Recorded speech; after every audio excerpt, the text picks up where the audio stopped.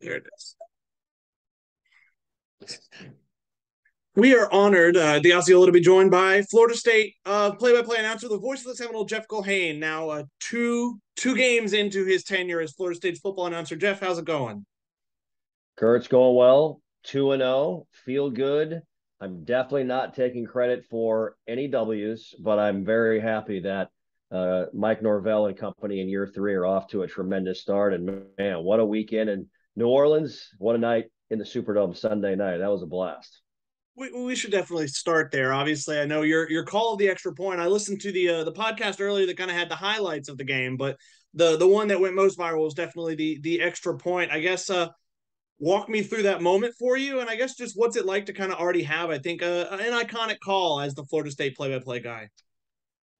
Well, yeah, I appreciate all the positive feedback from fans, and I understand. As we've talked about before, there's no way anyone can replace the great Gene Deckerhoff or fill his shoes. We're just put our own pair on and see where it takes us. And it took us to a weird place Sunday night, that's for sure. There's a lot going on. I think if you're listening to the game, and I know a lot of people have asked about the highlights or going back and listening, a lot of it was, man, it's a little bit surprising that we're here, right? I mean, it felt like this game was in hand. I thought Florida State was the better football team throughout the entire night. LSU kept fighting, trying to get back into it after the first half. And, after the second muck pump by Malik Neighbors, the 600 level right below us at the Superdome was LSU fans. They were gone. It was like, rats jumping off a sinking ship, man. They were out the gate, and you felt like it was over. And that's why I think, if you're asking me my perspective, what's my thought process going on in the moment, well, it was not to get too far ahead of ourselves. Obviously, I felt pretty good. You're knocking on the door. You're ready to land the knockout blow. And I thought we had a lot of different opportunities to do that. I say we, and I say Florida State. And then, the fumble happens. And then you're thinking, okay, 99 yards. This Florida State defense has done really well tonight against LSU. And that's why college football is the best, man. That's why it's the best. And so we get down, we've got the ruling at the one, is he in? Is he out? Should the clock stop? Should it start? What's going on? I still don't know what the real ruling. I need clarity on that ruling. But, I guess for me, getting ready for the final call, as I'm, kind of setting the scene. When I said, redshirt freshman Damian Ramos might be the most nervous person in the Superdome right now. In my mind, I'm just like, okay, just be ready for anything crazy. Who knows? It's been a wild game. Just be ready. And Shaheem Brown flew through an amazing effort play. They coach this stuff. They work on it every single day in practice, and got his hand on it. And the block on the Bayou was born, and we were pretty darn excited, to say the least. You talked about the moment with the stoppage. I was down the field by then. How do you fill that much time where it felt like, I don't know how long it was. It felt like one of the longest stoppages I could remember. That was probably what, 10 minutes where no play ran.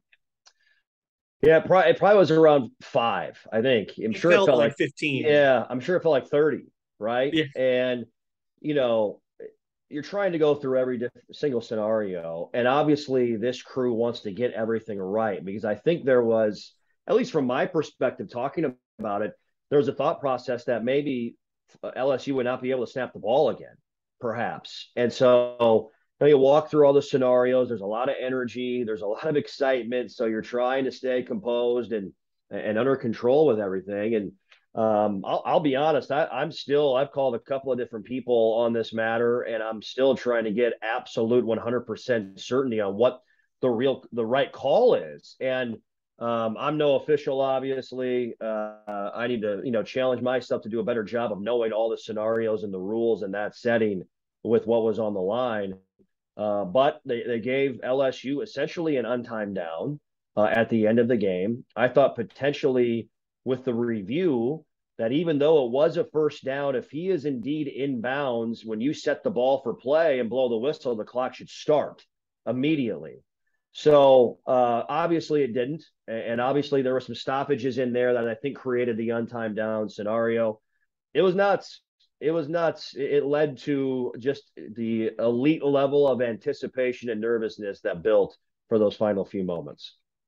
So I've got to ask. I guess we can talk before game one, but game two probably applies as well. And any nerves before game one, and how much did the rain delay help or hurt that?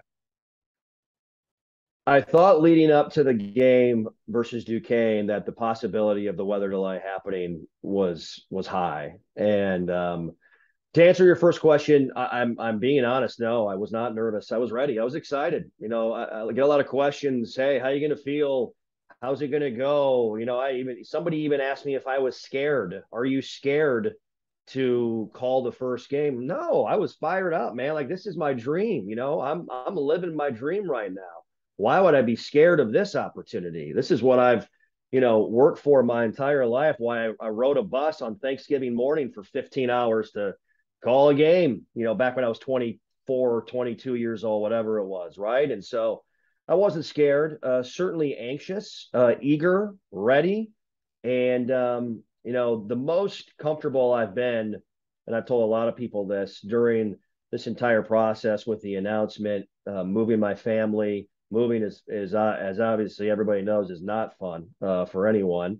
The most comfortable I have been is when my family has gotten to town finally from North Dakota. And then when I put the headsets on and done coaches shows with Coach Norvell and the players and coordinators and the great staff for Florida State. And when I put the headsets on in Gene's booth, for Duquesne. And so, no, not nervous. I will tell you that on Sunday night, there was a moment late in the third, maybe early fourth quarter after Florida State went up 24-10, where I thought, all right, this is a place where moments have been made, memories have been created. You got Super Bowls in this building, Final Fours, national championships, back to '99 with Florida State and Peter Warrick and Corey Simon and Chris Wanke and that amazing Ron Dugans, And so at that point, you're like, all right, we're in the middle of another one of these memories being made. I wasn't going to believe it would happen like that, but it felt like we were on our way back to a point where we're celebrating a big time victory in New Orleans once again. You brought up Gene. I remember talking to you right after the hire was announced, and you kind of said you hadn't gotten the chance to meet him yet. I know you have plenty of times since he's been out of practice, even though he's still got the Bucks on his plate a few times. What's it mean to have him around, to have him to be able to talk to just be able to have him as, I don't know if it's a mentor or if it's a friend or what that relationship's become? Yeah, Kurt, it means everything. Gene has been unbelievable to me and to my family, and that's no surprise to anyone that knows Gene Deckerhoff, the legend that he is, as the guy laying down the soundtrack for all the iconic moments of Florida State athletics for over 4 decades. He's an even better person. I mean, I'll tell you a story I've told a few people, but a couple of weeks ago, we still didn't have our stuff. We were at our house. It was empty. We didn't have anything. And Gene and his lovely wife, Ann, came over to our house and brought a card table, some folding chairs, and a rocking chair for my wife to, rock our 9-week-old son, Everett, when he's fussy or crying, as every parent knows with a newborn. And so the Deckerhoffs have been so great to us. His sons have been absolutely amazing. They've come to our coaches shows. I talked with his family at our tailgate before Duquesne on Langford Green, and so it means the world. It means the world. Gina sent me texts before my first coaches show, my first game. We were texting back and forth Sunday night during LSU, and I gave him a shout out on the air, and he shot me a text right back. He was locked in, and he's the best, man. He's the best. I can't wait to listen to him call Bucks football. They'll be at Dallas on Sunday night this upcoming weekend, and so I'm gonna. He's been so supportive of me, and I'll probably shoot him a few texts listening on Sunday night. Probably shouldn't be surprised that Gene's the type of guy who chooses to listen to the radio broadcast instead of maybe the national guys on Yeah. TV. Along those lines, with the broadcast crew, I know kind of the continuity elsewhere. Everybody is kind of the same guys who it was when it was Gene. It's the same spotters. Obviously, it's still William Floyd. It's still Tom. What has that? How have they helped you? Just the continuity everywhere else, where you're just kind of the new guy fitting in with the puzzle that was already there. It's been invaluable. It's so amazing. I can't put a number on it. It has been able to allow me to relax. It's been able allow me just to be myself. They've welcomed me in like I'm a family member that's been around for 10, 15 years. Like maybe I was gone and I just got back from a trip, and now we're all hanging out together and doing our thing. And I think I hope that's my goal. At least it has been the first two games. That's how it sounded. Like we've been doing games together for 10 years instead of just 2 weeks. And it's because of them. It's because they've welcomed me into their family, Kurt. And Andy Surratt has been through all of the great moments with Gene, and bar none has created those memories as a player, and now has captured so many of those as an analyst. And Tom Block is a pro. I mean, he's so good. He's so smooth. He sounds tremendous. And because of them, I've been able to settle in and relax. And they have allowed me to be me and while being themselves as well. And it truly is a family type of atmosphere. That's the best way I can explain it. You talked about the reception from the fan base. I know we've had quite a few threads on our board just about you and how impressed people have been. Obviously, it is a near impossible job to replace somebody like Gene, who just kind of is FSU football on the radio. But what has that meant? And I guess what has the feedback been that you've seen and heard? It's meant the world. I can't thank everyone enough. Knowles fans everywhere, here across the world. I got a tweet from somebody listening in Rome who was talking about the highlights.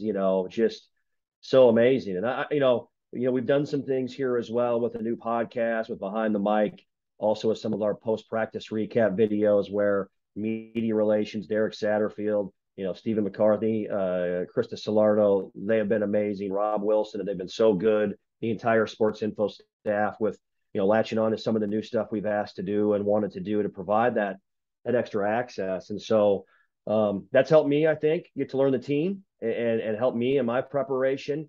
And of course, just to see the reaction, the goal is always to try and get ingrained into this community and this family as quickly as you possibly can. And man, Sunday night sped up that process in a big way. It feels like we were able to do the moment it's due justice with what it was. And I think when you're able to, preparation meets opportunity mixed in with a little bit of luck, you're able to get where you're hoping to go as a play-by-play guy and as a broadcast team. And I hope it came across that way. I feel like it came across that way. And everybody, on social media has been just so amazing. And I can't thank people enough. You talked earlier about not wanting to kind of not thinking or of taking any credit for the 2-0 start, but obviously a job like being the Florida State radio voice is a huge premier job, regardless of kind of the team performance, just because of the history. But it feels like there's kind of that cautious optimism more than any time in recent memory around the program. I guess what's it like for you, I guess, jumping on now and kind of maybe being this part of the climb, to use Coach Norvell's term?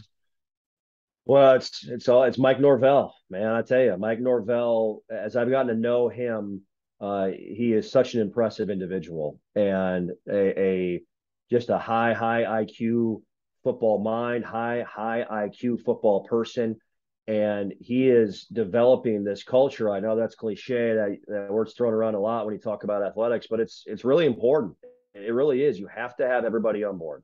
You cannot have one or two or 10 people in the building that aren't all in. You got to be moving and climbing in the same direction together all at the same time. And that is what he's instilling here. And I guess from my perspective, being able to watch this early in the season, being able to be at fall camp and be around the staff, the players, everybody involved with Florida State football, you get a sense that it's moving where coach wants it to go. Is it there yet? Not all the way, but I think there is certainly some high levels of positivity you can take away from winning a game like LSU in New Orleans, which is a quote unquote neutral site game. But you win, and there are still plenty of teachable moments from coaches to players. So you beat an LSU team that's got high levels of talent, and you didn't play a perfect football game by any means. So I think from an individual standpoint, with just one individual game, that's a high level of positivity. It feels like in year three, coach is getting through and guys are returning that, buying in, playing their tails off, and that culture is building within Doak Campbell and within the Moore Center of that locker room. I'd be remiss if I didn't tack on a basketball question here at the end. I know we're still in the throes of football season, only 2 weeks in, but it feels like basketball here before we know it. I guess what are you able to do with football going on to kind of prepare for that? And I guess prepare for, I know there'll be the overlap for a few weeks for you. Yeah, I've early on with this Florida State men's basketball team, I've been able to get over back before the group went to Canada. Was able to get over to a practice or two. Met a lot of the players. Obviously met Leonard Hamilton. Talk about impressive. Holy smokes, the Hall of Famer. The guy is just unbelievable. He knows more basketball than all of us have ever forgotten combined. And Stan Jones, Steve Smith, RJ Barsh, their entire staff is just phenomenal. And coming off of a year where they were injury ravaged, this is a team, I'm telling you, that has put the pieces back together. They are going to have another impressive season, a long line of impressive seasons under Leonard Hamilton. And so, been able to connect with that group. It's a tremendous group of great talent and high character people. I'm really looking forward to hoops. As much as I love college football, college basketball holds a place in my heart with just that family. You talk about family atmosphere. Hoops, you're on the road a lot more. You're together a lot more in those types of settings. And so when things are going right, it's a special time and a special moment. And so I can't wait to get with Coach Ham and with this the program here as we get into, October, November, and obviously into ACC play, because the elite conference in college basketball that it is, with one of the great conference tournaments out there, if not the greatest, into March Madness. It's as good as it gets in sports. Jeff, greatly appreciate the time. Enjoy the bye week. I don't know how much of a bye it is, especially with the newborn at home, but make the most of it while you can. We appreciate the time. You bet, Kurt. Thanks for having me. Go Noles.